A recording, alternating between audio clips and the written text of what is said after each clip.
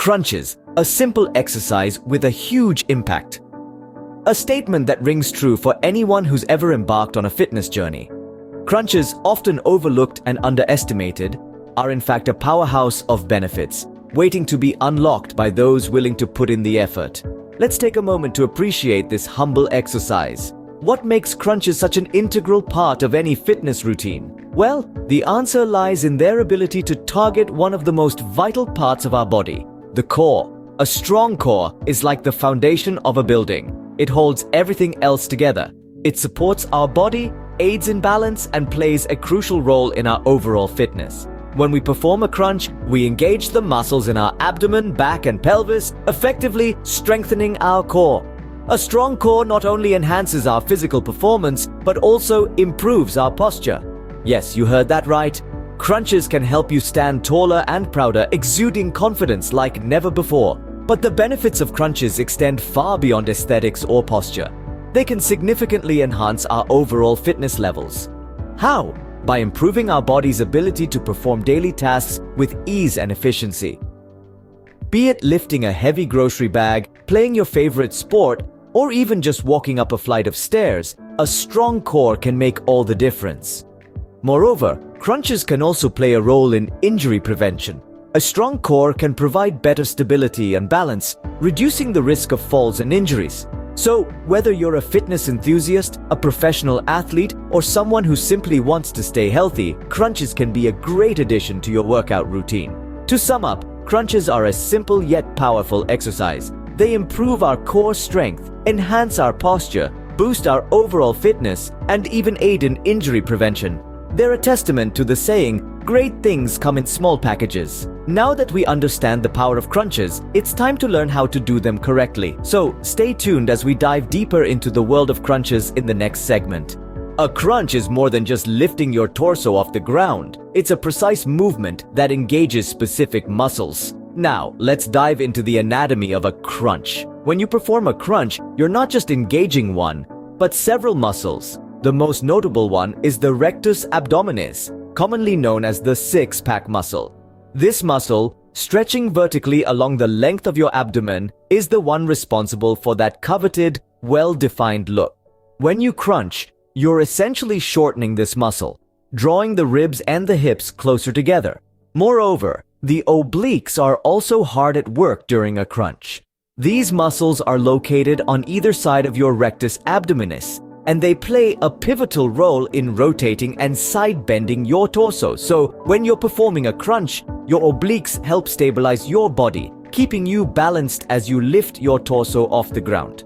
Then, there are the hip flexors. These muscles, running from your lower spine to your thighs, aren't located in your abdomen, but they're still vital for the crunch. They help pull your torso up and keep your hips stable, ensuring that your movement is smooth and controlled. But the magic of the crunch doesn't end here. As you lift your torso, your lower back muscles get in on the action too. They help control the movement and protect your spine, ensuring you don't injure yourself in pursuit of a stronger core. So, you see, a crunch is not a simple isolated move.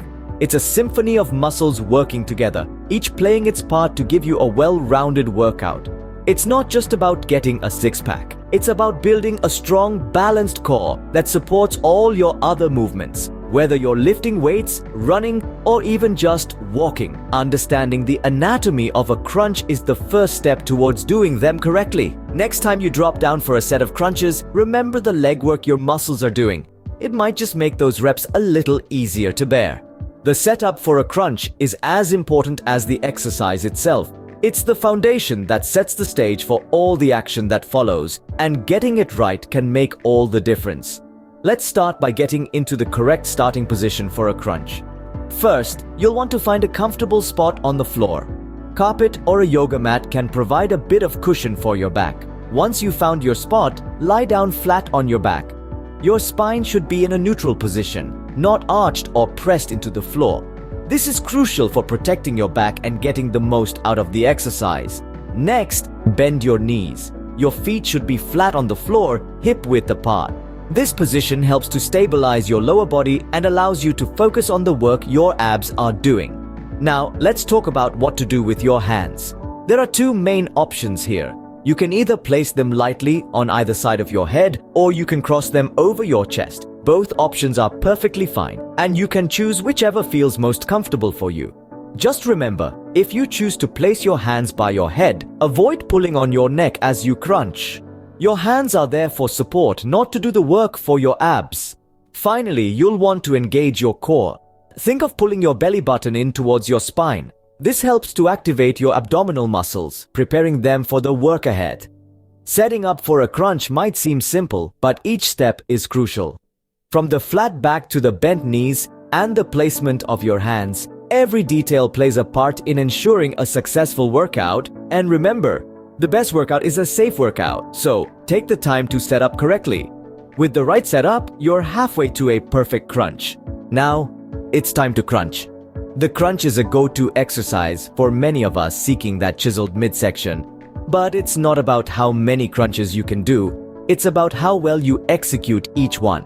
So let's break down the process of performing the perfect crunch. First, let's get into position. Lie flat on your back, preferably on a yoga mat or soft surface, to protect your spine. Bend your knees with your feet flat on the ground, hip-width apart. You want to be comfortable but also stable, so make sure your feet are firmly planted. Now, place your hands gently behind your head, and remember, your hands are there to support your head, not to yank your neck forward. With your setup complete, it's time to initiate the crunch. Begin by pushing your lower back into the ground. This helps to engage your core muscles. Now exhale and lift your head, neck, and shoulders off the ground. This lift isn't about height, it's about contraction. The goal is to curl your upper body towards your knees, shortening the space between your ribcage and pelvis. Picture your abdominal muscles as an accordion, compressing and expanding. Hold this position briefly, feeling the squeeze in your abs. This is what we call the peak contraction. It's the point where your muscles are working the hardest. Now comes the controlled descent. Inhaling, slowly and gently lower your upper body back to the starting position. The slower you go, the more your muscles have to work against gravity, increasing the overall effectiveness of the exercise. That's one complete crunch, but we're not done yet. The key to a great crunch is maintaining tension in your abs throughout the entire exercise. That means even at the bottom of the movement, your work isn't over. Don't let your head rest on the ground. Keep it slightly lifted so that your abs stay engaged. Picture a piece of string pulling your belly button towards your spine. This is what we call maintaining tension, and it's a surefire way to get the most out of your crunches. Repeat this process for your desired number of reps. Remember to keep your movements slow and controlled, focusing on the contraction and release of your abs. And most importantly, listen to your body. If your neck starts to hurt, it's a sign that you're pulling too hard with your hands. If your lower back is aching, it might mean you're not engaging your core enough. So adjust as needed and don't be afraid to take breaks. And there you have it, a step-by-step guide to executing the perfect crunch. This simple but effective exercise is a staple in any core workout, and when done correctly, can help you build a strong, toned midsection. Remember, quality over quantity. One perfect crunch is better than 10 rushed ones. Even with the best intentions, it's easy to make mistakes when performing crunches. Today, we're going to shed light on some of those common pitfalls so you can optimize your workout and get the most out of every crunch. One of the most frequent mistakes is pulling on the neck. It's a natural instinct to use your hands to help lift your upper body, but this puts unnecessary strain on your neck and takes the focus away from your abs.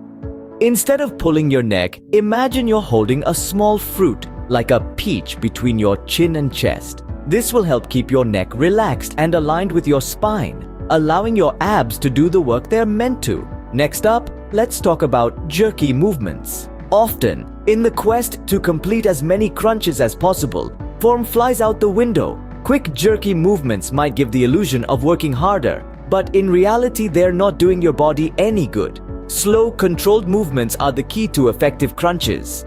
As you lift your upper body, exhale and squeeze your abs, then inhale as you lower back down. This controlled rhythmic breathing not only ensures a smooth movement but also helps engage your abs more effectively. And that brings us to the next common mistake, not engaging the abs. It's easy to go through the motions of a crunch without actually engaging the muscles you're trying to work. To ensure you're engaging your abs, think about pulling your belly button towards your spine as you lift your upper body. This mental cue can help activate your core and make each crunch more effective. Now let's talk about a mistake that's often overlooked: not varying your routine. Doing the same type of crunches over and over can lead to a plateau in your progress. To keep your muscles guessing and growing, mix up your routine with different variations of crunches. Try adding some oblique crunches, reverse crunches, or bicycle crunches to your routine. Another common mistake is not focusing on the negative. In fitness lingo, the negative is the part of the exercise where you're returning to the starting position. In the case of crunches, it's the lowering phase. Many people rush through this part, but it's just as important as the lifting phase. By controlling your descent and taking about 2 to 3 seconds to lower back down, you're effectively doubling the work your abs are doing. Lastly, don't forget to stretch. It's easy to jump straight into a workout without properly warming up your muscles, but this can lead to injury. Before you start your crunches, take a few minutes to stretch your abs, lower back, and hip flexors to prepare them for the work ahead. By avoiding these common mistakes, you're well on your way to perfect crunches. Remember, it's not about how many crunches you can do, but about how well you can do them. Keep these tips in mind and you'll be on your way to a stronger, more defined core in no time. Crunches are versatile. They can be modified to suit your fitness level and goals. With this in mind, let's explore the different variations of crunches that can help you target specific areas of your core. Firstly, we have the classic bicycle crunch. This exercise not only works the rectus abdominis, also known as the six-pack muscle, but also the obliques, which are located on the sides of your abdomen. By bringing your elbow to the opposite knee, you're incorporating a twist into the movement, allowing you to work these side muscles. Next up, we have reverse crunches. The main focus here is the lower part of your abs. By lifting your hips off the ground, you're engaging those often neglected muscles at the bottom of your abdominal region. This can be particularly useful if you're looking to achieve a more balanced and well-rounded core strength. Now, let's talk about oblique crunches. As the name suggests, these are all about targeting the obliques. By adding a side-to-side motion to your crunch, you're emphasizing the work on these muscles, which can help you achieve that coveted V shape in your lower abdomen. Remember, each of these variations brings something unique to the table, and incorporating a mix of them into your routine can help ensure a comprehensive core workout. But don't feel like you need to master all of them right away. Start with one that feels comfortable, and gradually introduce more variety as your strength and confidence grow. Also, it's worth noting that while crunches are a fantastic tool for strengthening your core, they should be just one part of a balanced fitness routine. Don't forget the importance of cardio, strength training for other muscle groups, and of course, a healthy diet. Remember, the best exercise is the one you're willing to do consistently. Find a variation of crunches that you enjoy and stick with it. After all, consistency is the key to long-term success in any fitness journey. So get out there, have fun with it, and start making those crunches work for you. Let's quickly recap what we've learned about crunches. We've discovered the immense power of crunches in strengthening our core and improving overall fitness. We've delved into the anatomy of a crunch, understanding the engagement of the abdominal muscles and the importance of spinal alignment. We've discussed how to set up for a crunch: lying flat on your back, knees bent, feet flat on the floor, and hands positioned correctly. Then, we dived into executing the perfect crunch. A smooth, controlled motion, engaging the abs and exhaling as you rise. We've also highlighted common crunch mistakes to avoid, like pulling on the neck or using momentum instead of muscle power. Lastly, we explored different crunch variations to add diversity to your workout and challenge your core in different ways. With these tips, you're ready to get the most out of your crunches. Happy crunching!